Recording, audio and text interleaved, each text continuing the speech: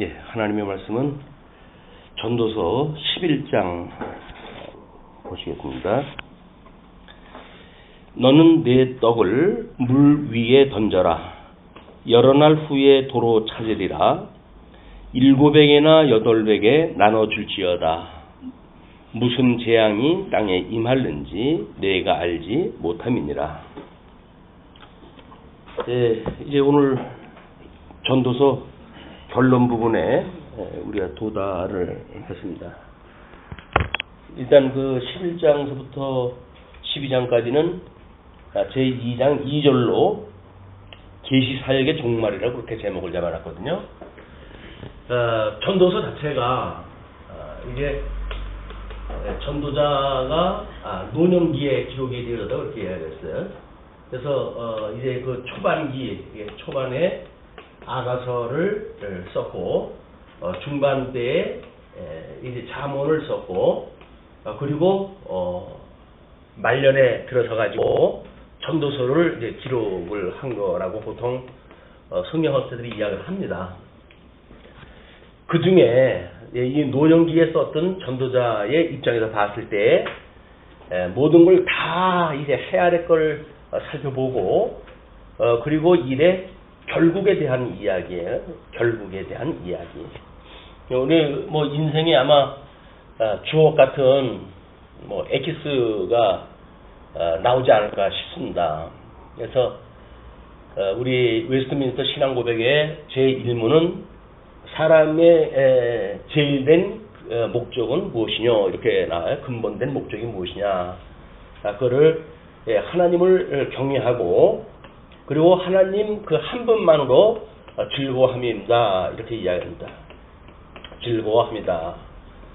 아마 여기에 우리 전도서에 대한 모든 내용이 있는 것 같아요. 그래서 천상계를 통해 가지고 우리 영원하신 하나님을 경외하는 우리 인생의 본분이 있다고 한다면 천하계에 주어진 모든 일들로는 하나님을 배우는 그걸로 인해서 즐거워할 수밖에 없는 그런 그 일이기 때문에 그렇습니다. 그래서 아마 뭐 모든 성경의 그 구조도 마찬가지지만 이 계시되어진 걸 통해 가지고 우리 원형의 하나님에 대한 지식에 이르는 그것이 하나님께서 하나님의 영광을 계시하셨던 그런 원리이기도 합니다. 그런데 특별히 전도서에서는 이거를 우리 영원하신 그 하나님의 언약과 그 다음에 계시되어진 그런 그 내용을 가지고 하나님에 대한 소개를 갖다 해줬어요. 그 속성이 바로 뭐냐면 이것이 계시적 영원성이라고 이렇게 얘기합니다. 영원성. 그래서 이 계시적이라고 하는 그거는 어차피 공유적 속성이기 때문에 해 아래에 그런 그 하나님의 계시되어진 그런 그 일이죠. 그래서 우리 천하계에 하나님의 언약하시고 언약대로 이루어 가시는 것이 예수 그리스도시기 때문에 우리는 계시적인 의미로 해가지고 예수 그리스도를 만날 때마다 즐거워할 수밖에 없어요. 있든 없든 강하든 약하든 예수 그리스도를 만나게 되면 우리는 즐거워할 수가 있는 겁니다. 그렇지 않다는 것은 우리가 이 예수 그리스도를 만나진 않고 예수 그리스도를 계시하시고자 했던 주변 환경에 우리 생각이 머물러져 있기 때문에 그래요. 근데 거기에 우리가 예수 그리스도를 만나게 되면 우리는 우리 항상 기뻐할 수가 있고 범사 우리가 감사하며 그 다음에 쉬지 않고 기도하는 예수 그리스도 안에서 우리를 향하신 하나님의 뜻을 우리가 실현하면서 살아가게 되어지는 것이 적어도 성경을 궁구하고 그리고 노년에 이르렀던 사람들의 아마 종착역에 대한 일이라고 보여집니다.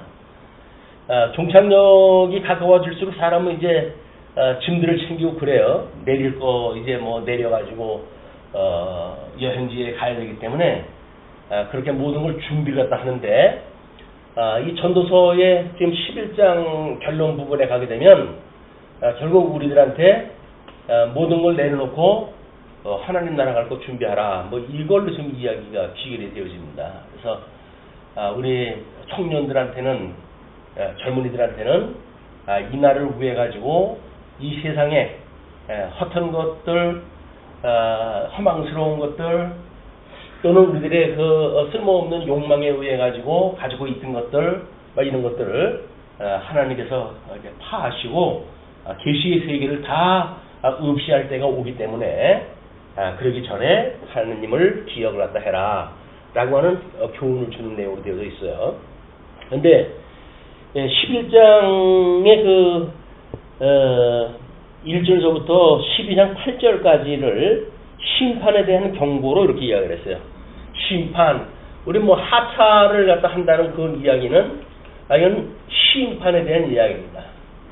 어떤 사람은 종착지에 다 났다고 생각하는 사람도 있고, 어떤 사람은 진작 내렸어야 될 텐데 늦게 내렸다고 해가지고 아마 발등을 뭐 땅을 치고 아마 통곡하는 사람도 있고 그럴 거예요. 좋은 세상에 더 머물러야 되는데 너무 일찍 왔다.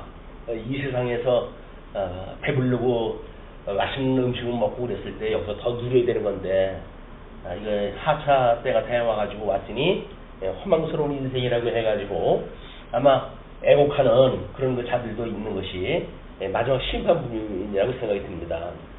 그걸 12장 8절까지 나눠놨고요. 그 다음에 그 심판에 대한 경고 다음에 이 경고를 11장 1절로부터 6절까지는 진리의 보수라고 이렇게 이야기를 했어요. 근데 우리가 하나님께서 심판에 대한 경고를 갖다 하는데 이 심판에 대한 경고 가운데에 우리가 해야 될 것이 뭔가, 그럼 진리를 어떻게 보수를 갖다 해야 될 것인가.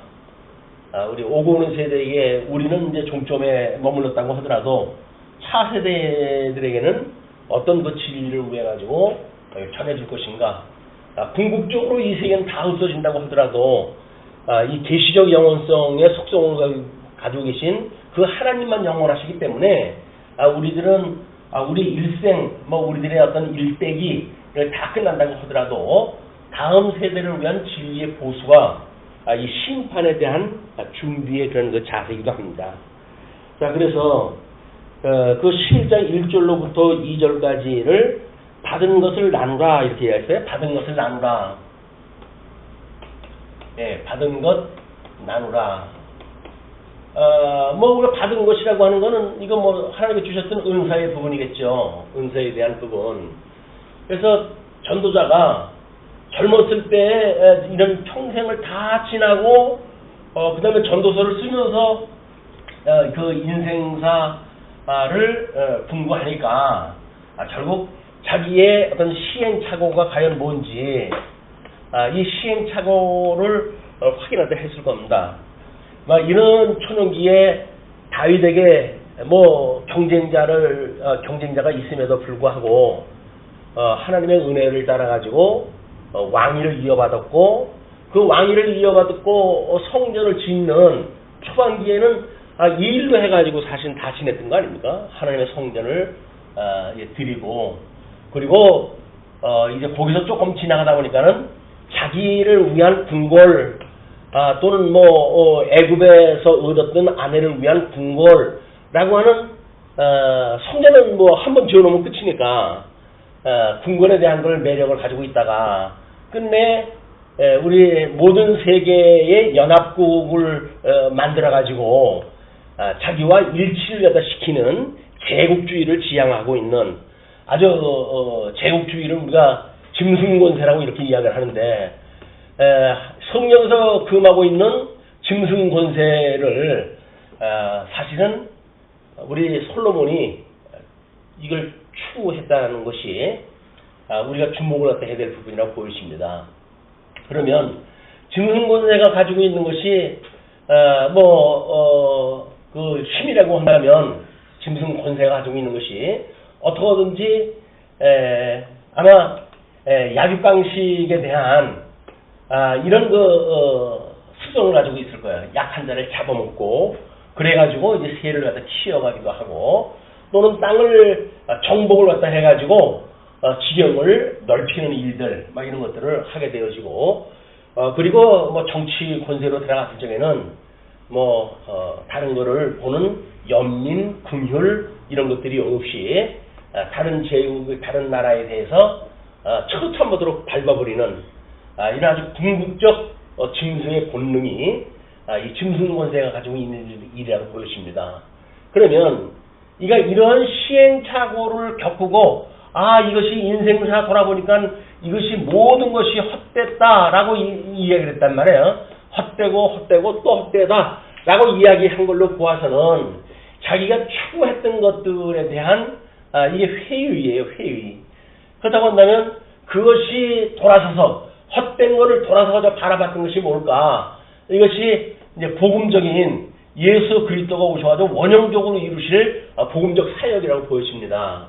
거기에 우리는 제일 먼저 이 짐승 권세와는 달리 우리는 사직생의 원리를 가지고 우리 하나님의 언약된 자손들이 죽음으로 오히려 영원한 생명을 누리게 되어지는 것과 연직보라고 하는 걸 통해 가지고 버림으로 오히려 불쌍한 사람들에게 고통을 받게 되어지고 그 다음에 성김으로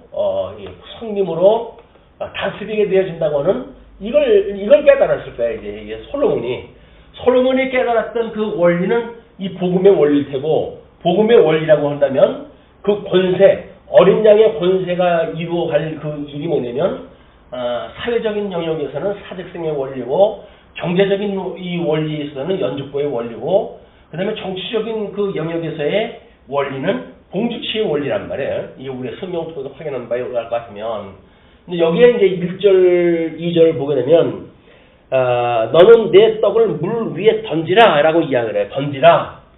떡이라고 하는 그 이야기는 우리 생존을 위한 그런 그 도구이기도 하죠. 그렇기 때문에, 우리를 스스로 너의 것을 포기하라. 그런 그 이야기일 수가 있고, 그렇기 때문에 아마 버릴 염자가 여기 포함되지 않을까 싶습니다.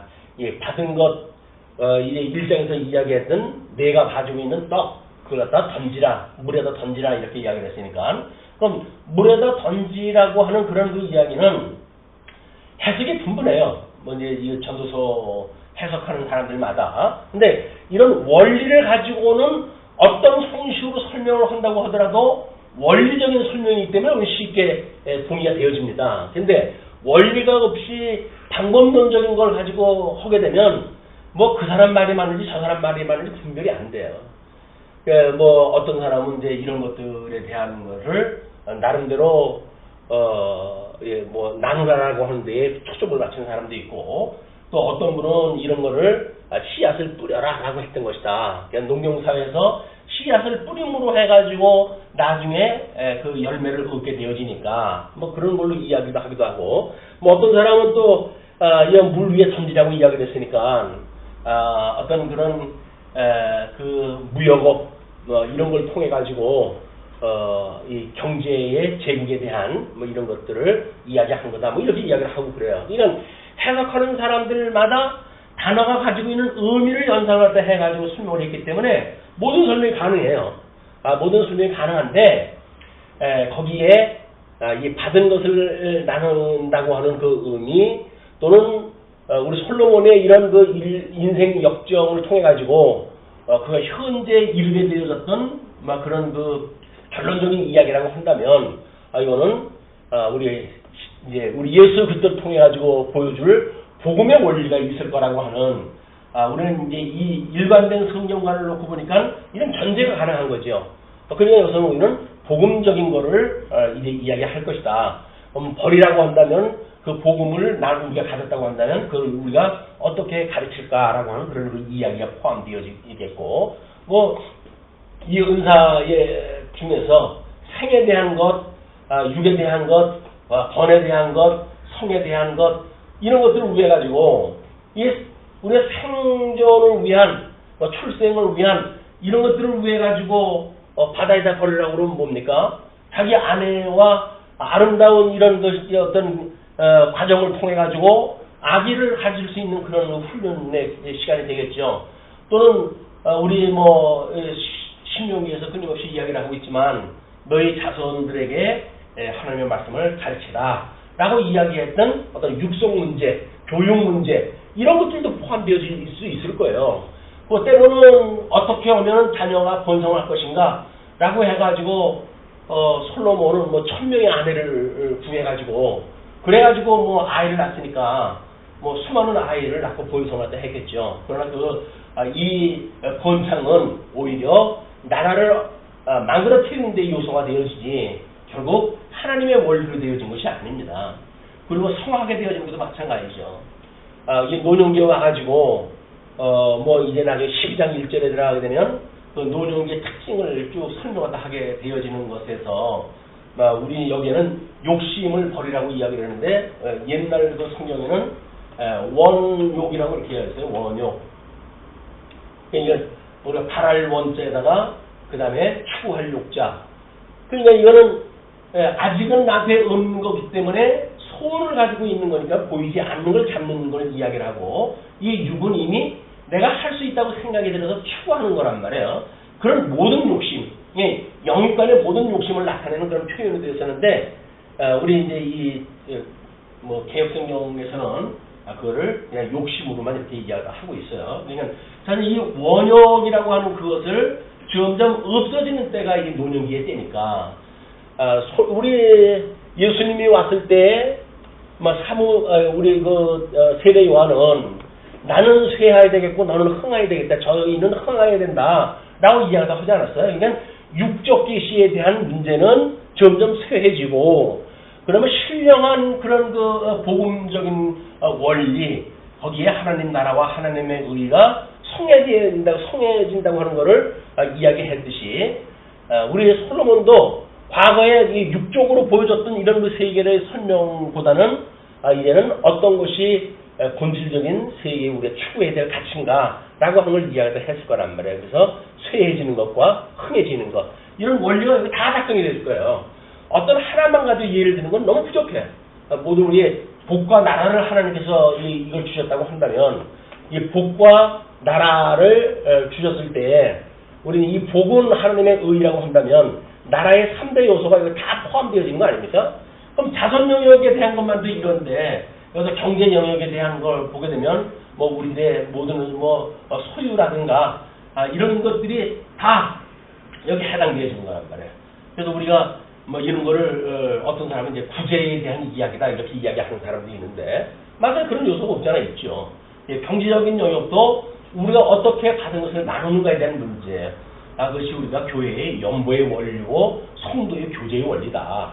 우리가 어떻게 나를 포기하고 다른 사람들의 유익을 위해 살아갈 것인가 라고 하는 것이 진정 성도의 삶이란 말이에요. 근데 예수를 믿는다고 하면서 끊임없이 우리는 이기적인 생각을 가지고 이기적인 판단을 갖다 하고 그 다음에 이기주의적 그런 삶을 살기 때문에 우리들한테 모든 고통은 거기서 오는 겁니다. 자기의 그 이기주의적인 욕심이 지금 모든 것에 대한 불만들이 와닿는 거거든요. 왜 불만스럽습니까? 뭔가 욕심대로 안 된 거예요. 뭐 어떤 관료는 국무총리가 책망했다 했더니 자기한테 짜증을 했다고 구체적으로 이야기를 해가지고 있는 대로 망신을 갖다 당하고 그러는데 자기보다 높은 사람이 짜증내는 게 아니죠. 책망을 하는 거겠지. 근데 자기 입장에서 보게 되면 그걸 짜증으로 받아들이는 거예요.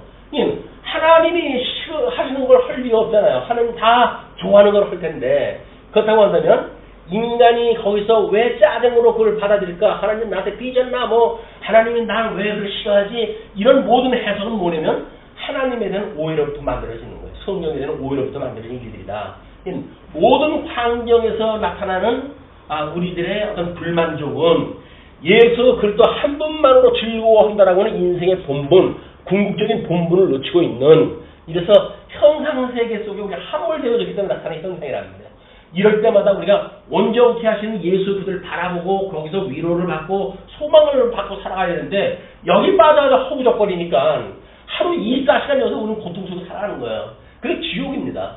예수님이 우리를 여기서 우리를 구원을 다 시켜줬는데 다시 이 속에 들어가가지고 이 지옥 같은 삶을 살아간다고 하는 그 이야기는 복음이 아닌 거예요. 그냥 우리가 그냥 교회 생활을 했고 신앙생활 하다가 보니까 이거저거 주워 듣고 이런 것은 있는지 모르지만 왜 복음을 안다고 그러고 복음을 누리지 못하는가? 하나님께서 이 복이라고 하는 걸 회복시켜준 것이 복음의 효능인데 거기에 우리가 이 복을 누리지 못하는가? 그 이야기는 철저하게 아직도 보이는 것에 우리의 마음이 전부 함몰되어져 있다는 거예요. 거기에 온전케 하신 예수 그리스도를 바라볼 그런 뭐 여유도 없어요. 이 세계가. 그러니까 우리는 끊임없이 여기서 죄 가운데 있어가지고 뭐 시험에 모든 만사가 이 시험에 들 일들 아니에요. 근데 시험에 들 일이지만 우리가 예수를 배우는 일로 인해 가지고 그것이 우리가 복으로 깨닫고 하나님께 주신 은사로 이게 해석이 되어짐으로 감사로 오게 되어질 터인데 감사로 올 수가 없잖아요. 아니 그게 뭐 내한테 싫은 게 뭐가 그렇게 감사하고 고맙습니까? 그러니까 왜 나의 기준을 가지고 세상을 살아야 되느냐? 이게 사도 바울 이 솔로몬의 시행착오의 삶이란 말이야. 자기 일을 위해 가지고 전부 이걸 다 한 거지. 하나님 나라라고 하는 거는 하나님께서 특별히 이스라엘이라고 하는 가나안 지역만 주신 거예요. 그 인접 지역은 전부 하나님께서 그들을 경계하기 위해서 사방팔방 에워싸 가지고 그 나라를 주신 건데 그 나라를 자기가 다 집어먹고는 나를 이제 누가 나를 갖다 공격하랴 라고 해가지고 마치 자기가 제일 센 것처럼 생각을 하잖아요. 근데 그건 하나님의 의도는 전혀 다른 거란 말이에요. 하나님의 의도는 가나안 그 주변에다가 뭐 우리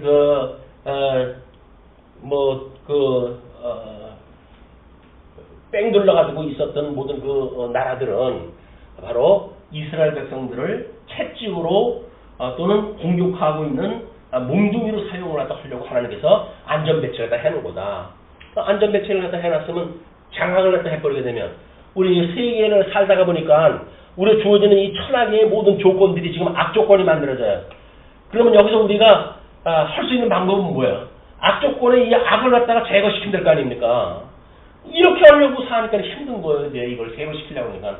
하나님은 악조건 속에다 집어넣어가지고 나만 보고 나만 의지해라고 이야기를 했는데 우리는 이게 악한 조건을 갖다 제거시키려고 그러니까 우리는 예수 믿으나 마나요 사실은.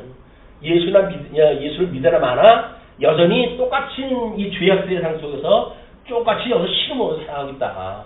이 지옥이 다른 데가 아니에요. 내 마음에 지옥이 있는 겁니다. 우리 솔로몬은 이제 뭐 철이 들어가지고 노는 위에 전도서를 쓰면서 보니까 이게 해 아래 것들이 참 험하겠다.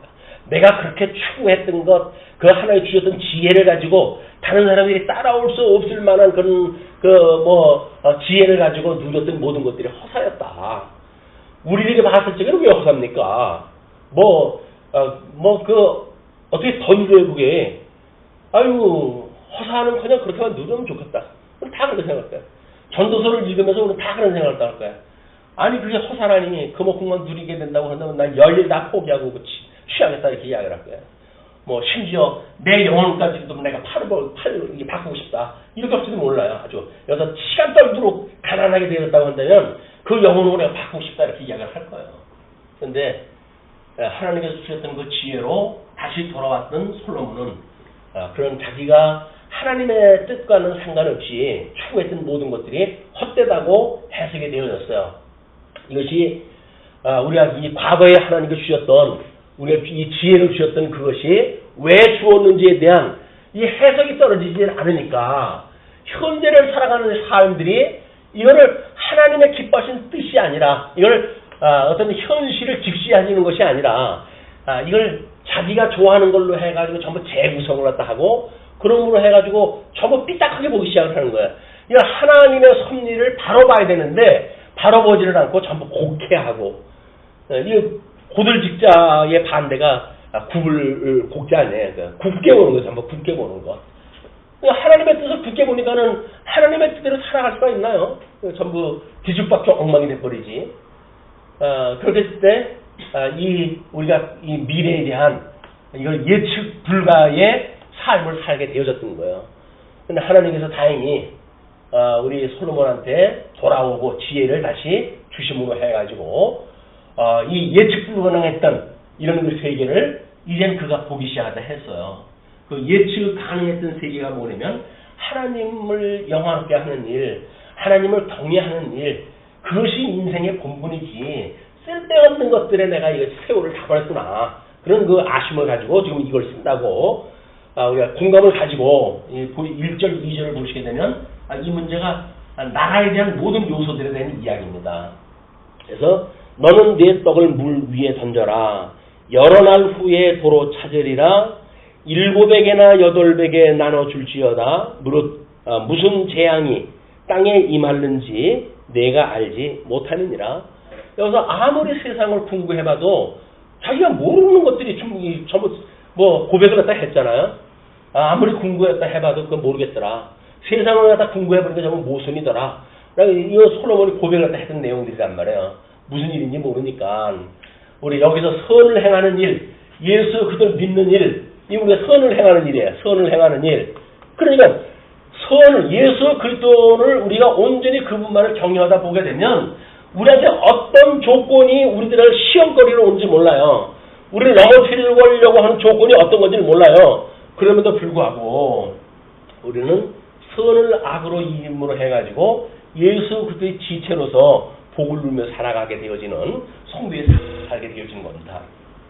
이게 아니게 되면 뭐 예측한답시고 여기 대적이 우리를 갖다가 공격을 다 해볼 테니까 대적을 갖다 전부 우리 편을 만들자 해가지고 사돈 만들어가지고 이 우상단지가 전부 들어온 거 아닙니까?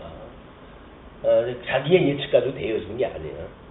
네, 그런 것이 지금 1절 2절에서 이야기한 내용이라고 보여지고 이거 진리의 전승이라고 이렇게 하죠. 진리의 보수라고 하는 그 이야기는 진리를 전승하기 위한 보수다라고 하는 의미를 해가지고 거기다 그렇게 써놨어요. 그 다음에 3절로부터 6절까지는 심은 것을 가꾸라라고 하는 거라서 진리의 보수라고 이야기를 했어요. 진리의 보수. 받은 것을 나누는데 제일 먼저는 보수, 전승, 다음에는 보수. 이 교회의 사역의 우리 몸된 교회, 주면 몸된 교회의 사역의 기능이에요. 교회가 뭐 하는 거냐? 진리를 지키고 진리를 전승하는 게 교회예요. 여기서 뭐 숫자 늘리고 평수 늘리고 다른 사람 구제해주고 이런 것이 교회하고는 아무 상관이 없어요. 진리는 없는데 뭐 다른 사람들이 하는 것, 세상 사람들이 하는 것을 따라가지고 하는 거 가지고 무슨 칭찬을 받습니까? 우리는 진리를 전승하고 보수하는 것이 주님의 몸된 교회의 기능적 사역의 기능이다. 사역적 기능이다. 라고 하는 걸 염두에 둘 이유가 있는데 3절에 구름에 비가 가득하면 땅에 쏟아지며 그래서 하나님의 섭리하시는 천하의 기상 조건을 보게 되면 우리 구름비가 가득하게 되면 땅에 쏟아지지 않겠어요? 얼마 전에도 아주 폭우가 쏟아졌는데 북쪽의 고기압과 남쪽의 고기압이 이 한반도를 중심으로 해가지고 대치할까 하고 있기 때문에 그래서 비를 갖다 품고 있는 구름이 대한민국을 통과할 수밖에 없는 거예요. 고기압과 고기압 사이로 해가지고 골짜기를 지나갈 수밖에 없기 때문에 그래서 엄청난 폭우를 쏟아졌다고 하는 기상 예보를 우리가 본 적이 있거든요. 마찬가지예요. 하나님께서 비를 갖다 내리는 그걸 어떻게 할 건가? 구름 조금 위치 조정해 놓게 되면 어두운 데는 물바다가 되어지는 것이고 그렇게 되어지는 겁니다. 거기서 비를 안 오게 한다고 해가지고 안 오는데 온다고 해가지고 총을 쏴가지고 비를 만들고 인간들이 흉내는 내죠. 흉내를 내지만 그걸로 해서는 원천적으로 우리가 해나갈 것이 아무것도 없다. 근데 하나님께서 구름에 비가 가득하면 땅에 쏟아지며 나무가 나무로나 북으로나 쓰러지면 그 쓰러진 곳에 그냥 있다는 얘기예요. 하나님의 쓰임에 맞도록 다 되어진다는 거예요. 이게 모든 이 우주 만물은 하나님의 쓰임에 맞도록 이거 돌아가고 있는데 인간만 이거를 뭔가 지가 생각을 갖다 해가지고 하나님과 같이 되려고 하는 이런 시행착오를 겪는다. 인간이 아담이 제일 먼저 했던 것이 선악을 하는 일에 하나님과 같이 되려고 하는 것 때문에 그런 거 아니겠어요? 여기서는 우리 솔로몬이 지금 이런 일들을 시행한 건 왜 이렇게 시행을 한 거예요? 마치 지가 하나님처럼 이 나라를 이루어간다고 그러는 거거든요. 그건 반복음적인 겁니다. 이 나라는 하나님께서 세우고 가시는 나라예요. 그럼 하나님 앞에 맡겨야지. 지가 맡긴다고 해가지고 연합전선을 피고 무슨 사분관계를 맺어가지고 여자들을 데려와가지고 우상 소굴을 만들고 이런 무지막지한 그런 일들을 다 하게 되어지는 것이 하나님과 같이 되려고 하는 일 때문에 그런 거예요. 하나님과 같이 되려고. 인간의 이런 원욕에 의해 가지고 만들어지는 일들. 자, 그런데 풍세를 살펴보는 자는 파종하지 못할 것이요. 구름만 바라보는 자는 거두지 못하리라. 풍세를 살펴보는 자가 파종을 여기 지금 이제 이걸 2절에서 이야기한 것처럼 무슨 재앙이 땀에 임할는지 모르니까 너는 부지런히 지금 나눠주고 부지런히 뭐 던지고 하라는 이야기 아니에요? 부지런히 뭘 일하다 하라는 거예요. 하나님께서 망하게 하는 건 망하게 하는 거고 너는 최선을 다하라는 이야기거든요. 그렇게 하면 그런데 풍세를 살펴보면서 아이고 이거 괜히 씨 뿌리다가는 괜히 뿌리나 마나 일 되겠네 이런 생각을 가지고 뭐 농사를 포기한다든지 이런 짓거리 하지 마라 그 얘기. 설사 실패하더라도 저번 때가 되면 그냥 하나님께 하라고 한 때 하는 거지. 네가 뭐 자가 판단을 갖다 해가지고 풍세를 갖다 보니까 이게 안 돼. 성견 지명이나 있는 것처럼 미리 하나님처럼 무슨 예측이나 할 수 있는 것처럼 이렇게 하는 일들은 잘못된 일이다. 그리고 구름만 바라보는 자는 거두지 못하리라. 추수할 때가 되는데 구름만 바라봐요. 아유 오늘 이건 괜히 타작하다가는 괜히 안 되겠는데 뭐 내려지. 그래가지고 오늘 하루 먹고 마시고 놀고 이렇게 하고 하루를 또 밀어버리는 이런 그 일들이 보여지는 겁니다. 그런데 바람의 길이 어떠함과 아이벤 자의 태에서 뼈가 어떻게 자라는지를 내가 알지 못한 것이 만사를 성취하시는 하나님의 일을 내가 알지 못하느니라. 하나님께서 이 언약대로 이루어가시는 일은 신묘막측해가지고 몰라요. 그거를 마치 언약대로 이룬다고 하는 공식만 알면 모든 것이 해석되어진다고 우리가 오산을 갖다 했던 것이 잘못되어진 성경관을 가지고 있었던 시대예요. 언약대로 이루어가기 때문에 모든 게 예측 가능하다고요? 그렇기 때문에 우리는 두 손 놓고 있어도 된다고요? 그게 아니잖아요. 이 모든 세계는 하나님께서 해가신 일을 우리는 볼 수가 없어요. 그래서 무조건 우리는 쉬지 말고 기도를 하다 해야 되는 거예요. 기도 안 해도 이루어진다고요? 쓴맛을 못 봐서 그렇지. 쓴맛을 안 봤다고 한다면, 쓴맛을 우리가 안다고 한다면, 우리는 쉬지 않고 기도해야 되는 거예요. 우리가 우리에게 죄진 자를 사해준 것처럼 우리 죄를 사하시고, 언제 나를 불러가실지 어떻게 알아요? 마지막 그 회개라도 하고 하나님 나라 가야 될 거 아닙니까? 그리고, 우리로 하여금 시험에 들게 하지 마시고, 우리, 안목의 정욕을 따라서 얼마나 우리 시험거리가 많아요? 육체의 소욕을 따라서 얼마나 시험거리가 많아요? 이런 것들로 좀 가득 차 있는데 우리는 무관계 상태예요. 왜? 하나님께서 나와 함께 하시니까. 함께 없다고 하는 그거를 말씀을 가지고 확인하지 않고 뭘로 확인이 되겠어요? 우리는 일용할 양식을 가지고 비로소 피할 길을 구하게 되어지고 하나님 앞에 기도하는 이 삶을 살아가게 되어진다. 근데 그것도 아니면 우리는 그냥 형식적 종교 행위의 절차에 따라 가지고 그냥 살아가는 것뿐이에요. 공부할 때 우리 나오면 됐지, 어떻게 더 하라고 하고, 맞습니다. 그것만 해도 최선일지도 몰라요. 근데, 우리 혼자 있을 때 과연, 우리 하나님 앞에 어떤 소원을 가지고 살아가는지, 아니면 어떤 악을 싸고 살아가는지, 우리는 알잖아요. 우리 소원을 다 알잖아요. 우리가 정말 하나님 앞에 소원을 가지고 살아간다고 한다면, 이런 선한 뜻을 구하고 살아가는 일이 성도가 할 일이다. 성취하시는 하나님의 일을 내가 알지 못하기 때문에. 여기서 6절에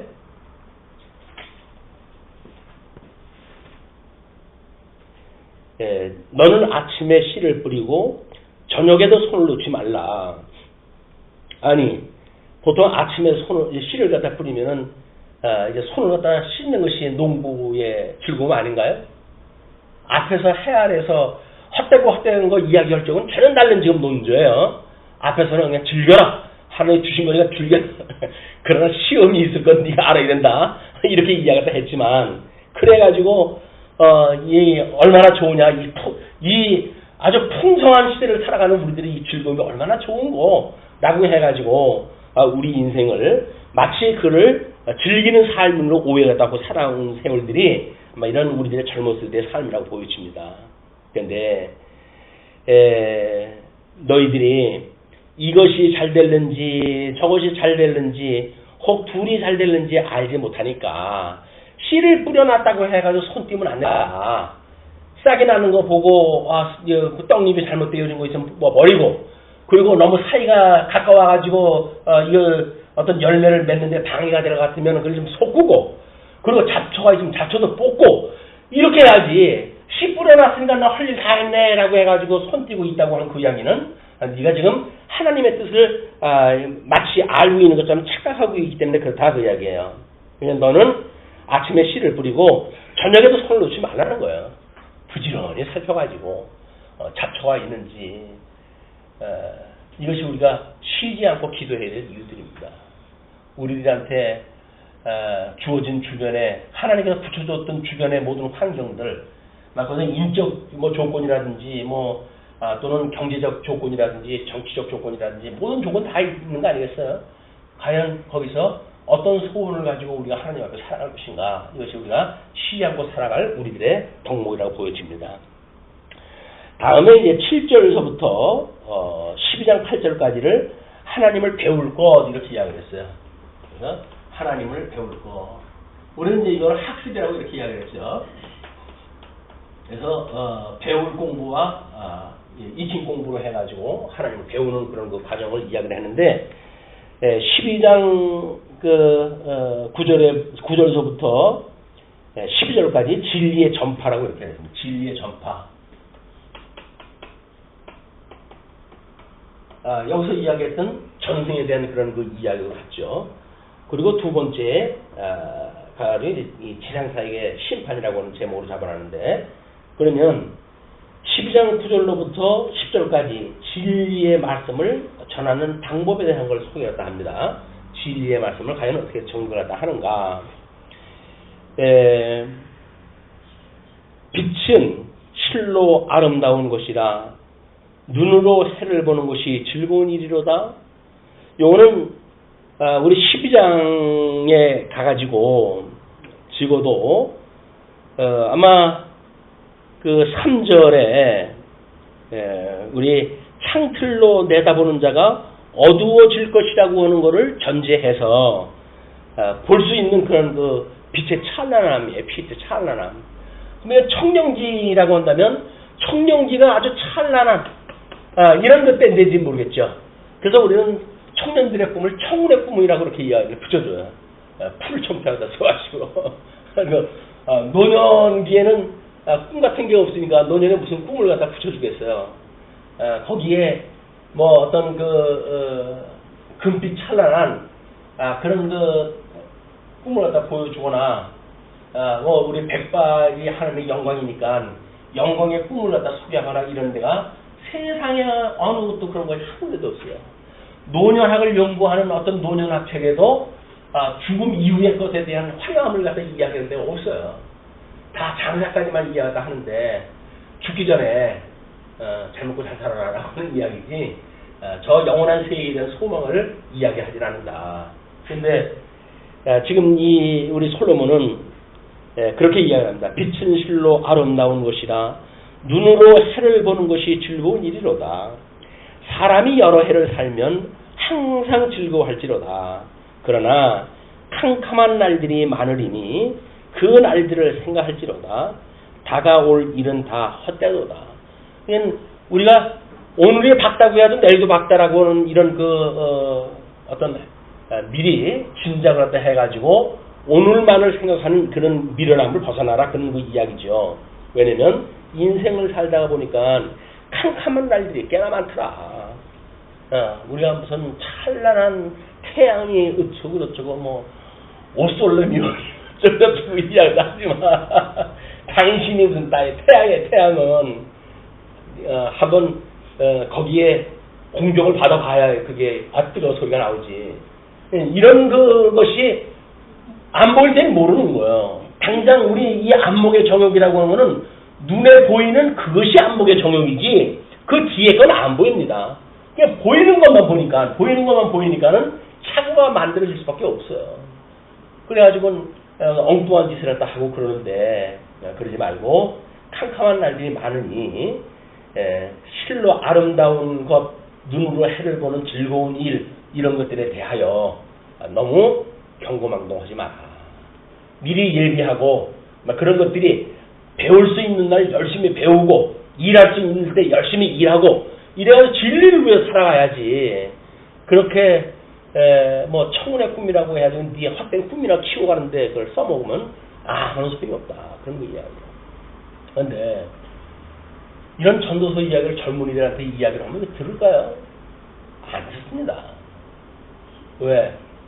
안목의 정욕 뒤가 하나도 안 보이는데 뭘 그렇게 들어요. 안 보여. 걔네들은 그냥 아름다운 무지개만 보이지 그 뒤에 그 노아의 홍수의 심판이라고 하는 그 사건은 우정 잊어버리고 사는 인생들이기 때문에 몰라요. 무지개만 보여요. 무지개만.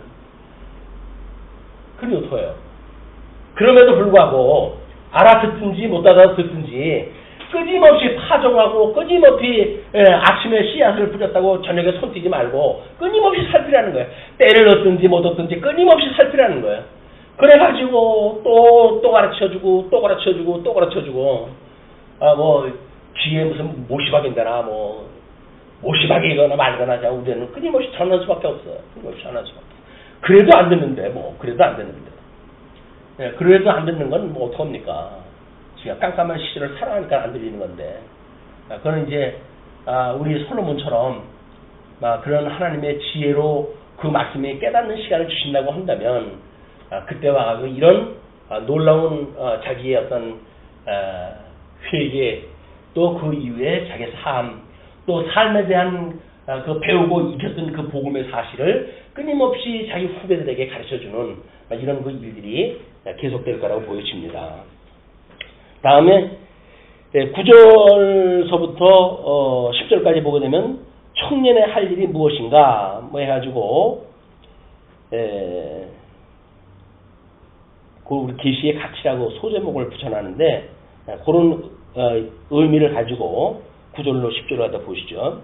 청년이여 내 어린 때를 즐거워하며 왜냐면 아름다운 때니까 어린 때를 즐거워하며 내 청년의 날들을 마음에 기뻐하여 마음에 원하는 길들과 내 눈이 보는 대로 옛 육신의 정욕대로 안목의 정욕대로 이생의 자랑을 다하며 살아가라는 이야기예요.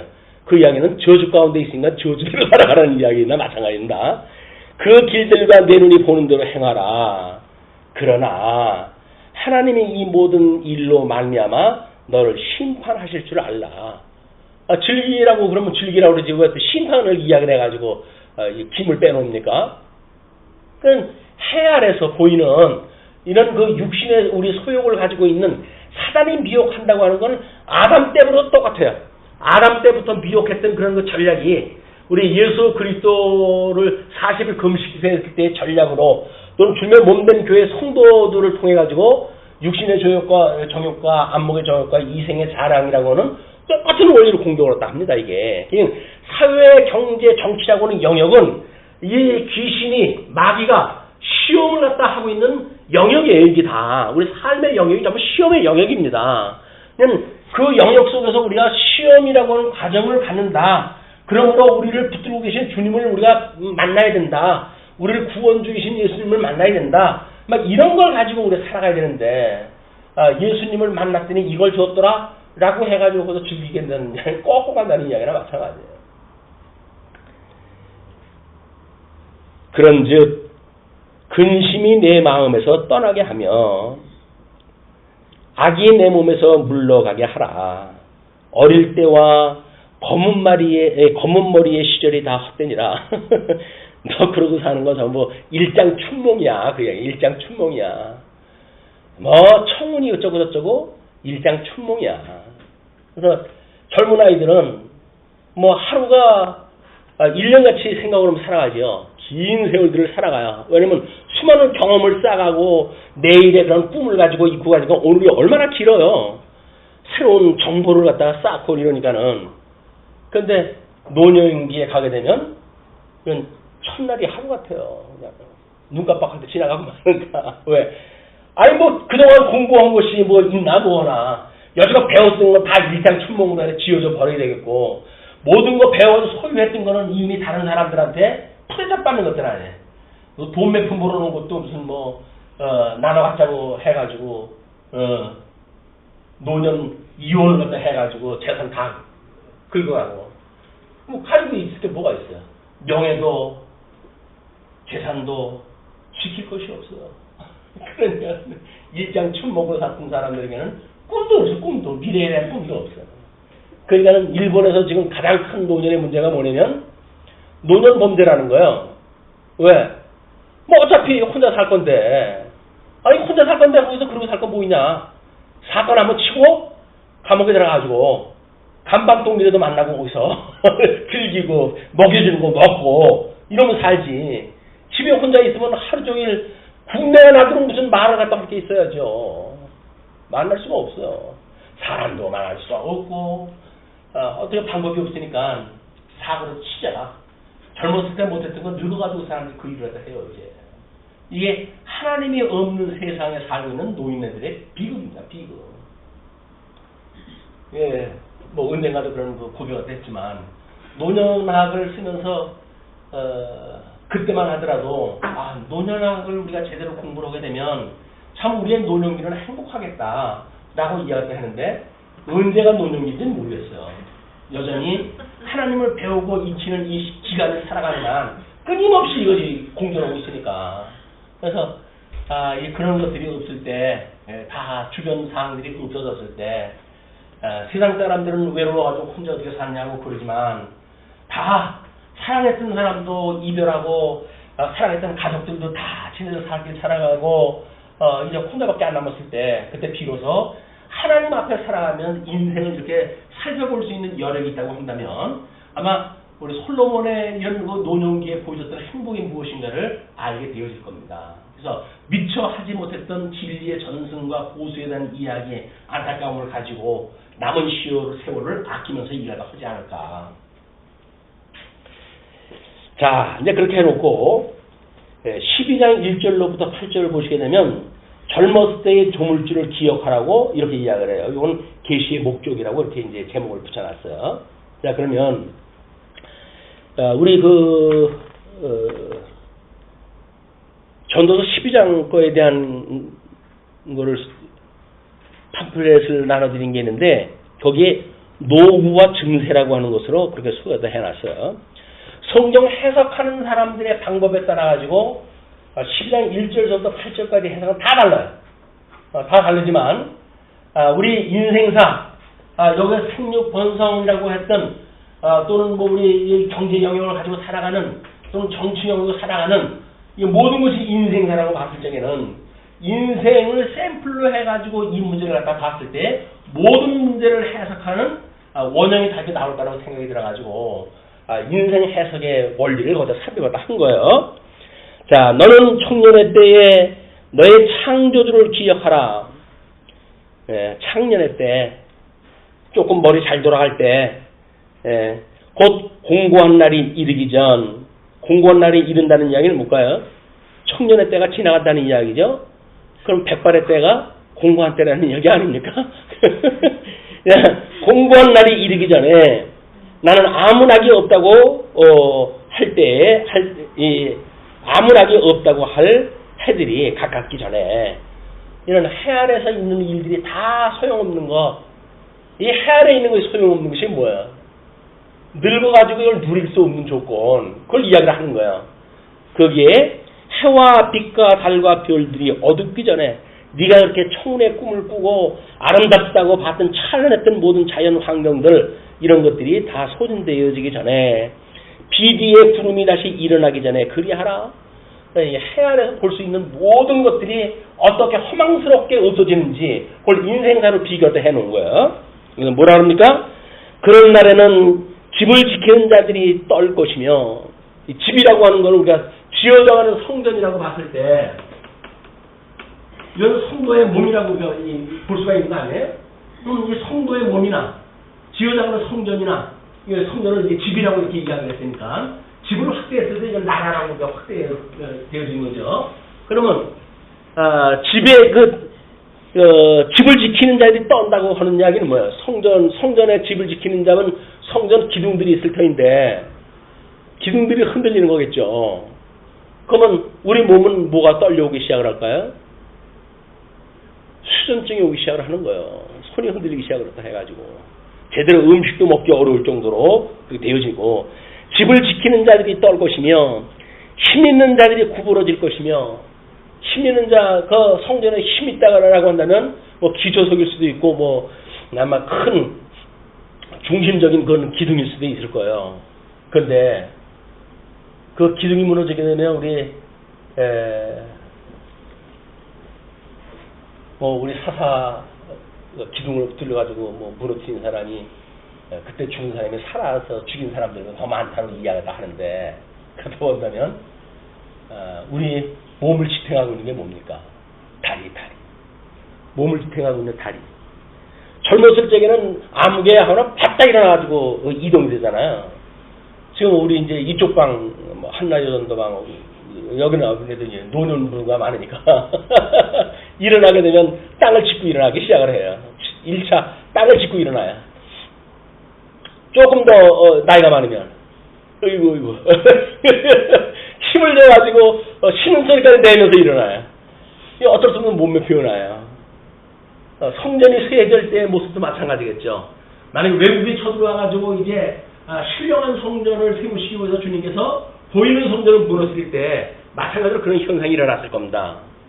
여기에 맷돌질 하는 자들이 적음으로 그칠 것이며, 맷돌질, 성전 그 나라에 맷돌질을 갖다 해야 국물로 해가지고 먹고 사는 사람들이 많을 터인데, 맷돌질 하는 자들이 적다고 하는 그 이야기는 뭐예요? 결국은 우리의 몸물로 갖다 비유를 갖다 해봤을 적에 늙으면 입 빠지고 그래가지고 의시해 끼고 그래가지고 고기를 씹어도 고기인지 곡물 씹는 건지 맛도 몰라요. 이게 노년기에 당하고 있는 허망스러운 일들, 우리 맷돌, 우리 가끔마다 뭐 젊었을 때 이두 갈고 그러잖아요. 왜? 헛맷돌질이라도 해야 뭐 이게 고기 씹는 맛이 나니까 그런 줄 몰라. 사람에게 험담하고 이럴 때 이를 갖다 갈고 이렇게 하는데, 그냥 늙게 되면 이도 가를 이도 없어요. 워낙 강부대져가지고 이도 안 갈려. 너무 비참스럽지 않습니까?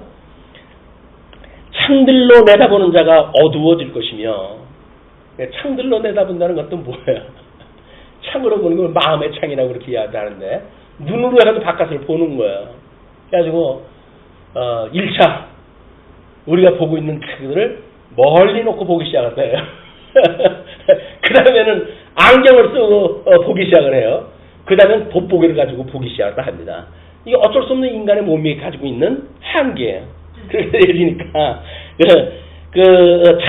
창들로 내다보는 자가 어두워질 것이며, 길거리 문들이 닫힐 것이며, 길거리 문이 닫힌다는 그 이야기는 뭡니까? 왕래는 사람들이 없다는 이야기 아니겠어요? 그 이야기는 우리들의 이런 마음으로 해가지고 오고 가고 하는 것, 외부의 정보를 갖다 듣고 하는 것, 뭐 집에 들리는 사람이 있어요. 무슨 소식이라도 전해주지. 세상이 이렇대요. 이렇게 돌아가고 있어요. 그래? 라고 해서 들을 수가 있잖아요. 근데 방문 오는 사람도 없어. 그럼 뭐예요? 문이 닫혀가지고. 오는 사람이 있으면 뭐라나? 내 귀가 안 들리는데. 아무리 세상 소식을 말해주면 뭐라나? 내 귀가 안 들리는데. 다 소용이 없는 거 아니에요? 길거리 문들이 닫혀질 것이며, 맷돌 소리가 적어질 것이며, 적어진다는 그 이야기는 하나님께서 그나마도 이 몸을 주어가지고 오물오물 연한 음식을 씹어먹게 만들어서 하나님께서 씹어먹는 것도 아니에요. 그냥 오물오물 해가지고 침석가지고 먹기 위해서 하나님께서 만들어주셨는데, 그냥 맷돌 소리가 적어질 것이며, 새 소리로 말미암아 일어날 것이며, 제가 젊었을 적에는 머리를 뉘면 잠들고 뭐 옆에서 구슬을 갖다 해도 몰랐어요. 그렇게 숙면을 취했거든요. 어저께도 어떻게 뭐 자기가 컨디션이 나쁜지 뭐 후덕지근하고 날씨는 덥고 비는 와가지고 창문도 제대로 못 열어놓겠고 뭐 이런저런 여건으로 해가지고 얼마나 뒤척거리는데 집사람이 도망가 버렸어요. 저 인간은 오늘 못하겠다 도망가 버렸어요. 그래서 뒤척거리다가 눈 뜨면 1시간 지나갔고 눈 뜨면 1시간 지나가지고 어제 그랬다니까요. 옛날에는 새소리가 노고질이 우거지고 우지지고 그러면 얼마나 아름다운 시상이 떠오르고 그럽니까. 근데 아유 저놈의 새는 왜 일찌감치 떠가지고 내 잠을 갖다 다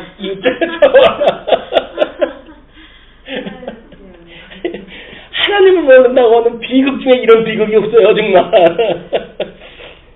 그러면서 새의 소리로 말미암아 일어날 것이며 음악하는 여자들은 다 쇠하여질 것이며 음악하는 여자가 쇠해져요.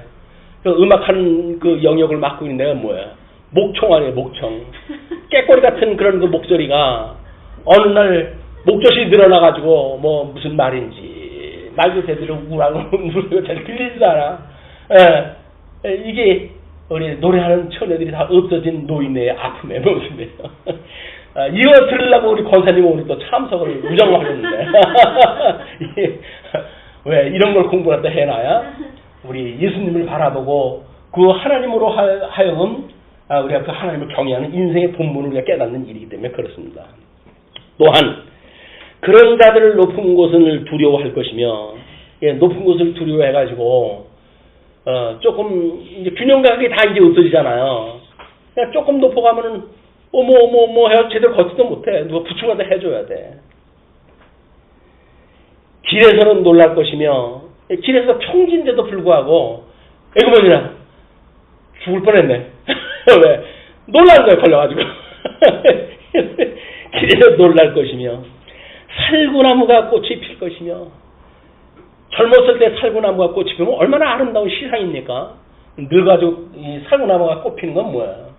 머리가 허옇게 백발이 되어진다는 거예요.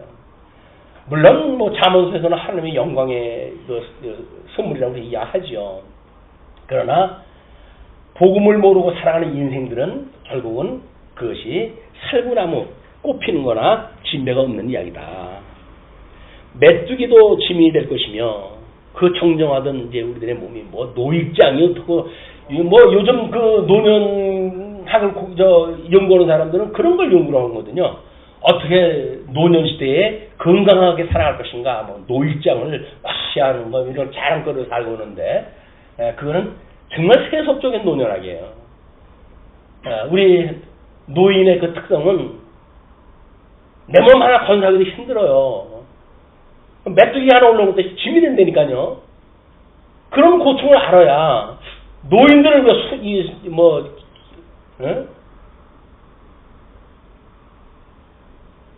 그래도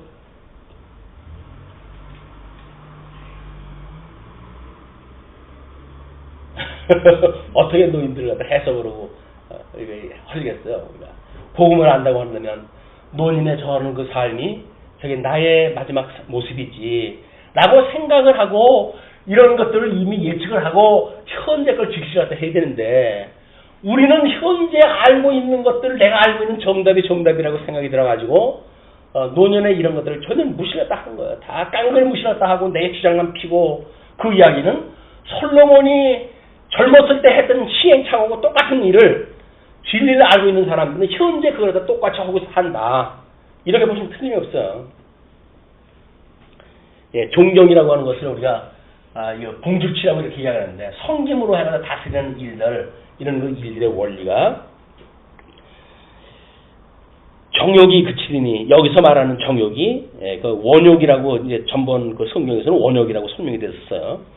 그래서 영육간의 모든 것들을 이야기를 하는데 이 정신적인 거나 육신적인 거나 그런 그 욕심에 대한 이야기예요. 그치리니 이는 사람이 자기의 영원한 집으로 돌아가고 육신의 이제 그걸 다 부숴버리고 죽게 되어지겠죠? 그럴 때 조문객들이 거리로 왕나게 됩니다. 결국은 조문객이 마지막 손님이 돼가지고 우리 장례식장을 왔다 갔다 할 거예요. 그때는 이미 나는 눈을 닫아가지고 모릅니다. 네, 그렇게 되어질 것이다. 이게 지금 인생사라는 거예요. 5절까지가.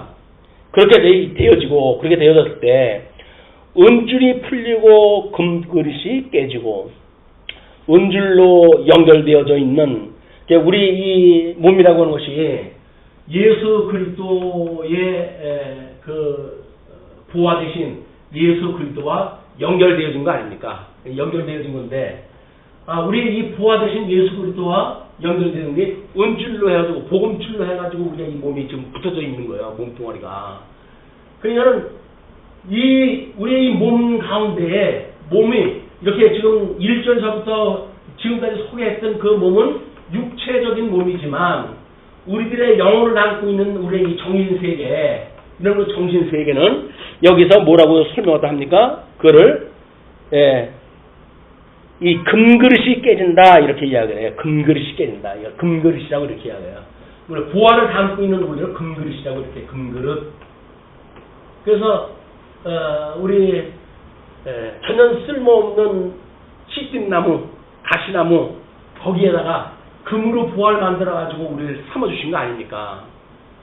그러니까 우리들의 이 예수를 믿고 살아가는 우리들의 이 몸을 가지고 살아가는 이런 일들은 육체의 기회로 삼을 것이 아니라 할 수만 있으면 선한 일을 다 해야 되고 할 수만 있으면 하나님 앞에 그 하나님 기뻐하시는 일을 다 하도록 되어져 있는 거지 죄와 상관없다고 해가지고 자기 정대로 살아간다는 이야기는 아무 의미 없는 거예요. 이게 정말 깨달음의 그런 시간들이 주어지질 않는 거예요. 그것이 금그릇이 깨어지는 상태로 지금 설명하다 한 겁니다. 뿐만 아니라 항아리가 샘 곁에서 깨지고, 항아리는 물을 떠는 거 아니에요. 생수를 담고 있는 이 그릇이에요. 이 생수가 깨진다는 이야기는 우리 몸이 지금 생수를 담고 있는, 복음을 담고 있는 그릇인데 이게 다 없어지는 날이 온단 말이에요. 그때 생수를 길어 올리는 것이 뭐로 되어져 있었을까요? 여기에 우물에 보통이면 도르래로 해가지고 이 생수를 끌어올렸거든요. 막 어떻게 보게 되면 우리들의 심장과 우리의 머리로 이야기할 수도 있죠.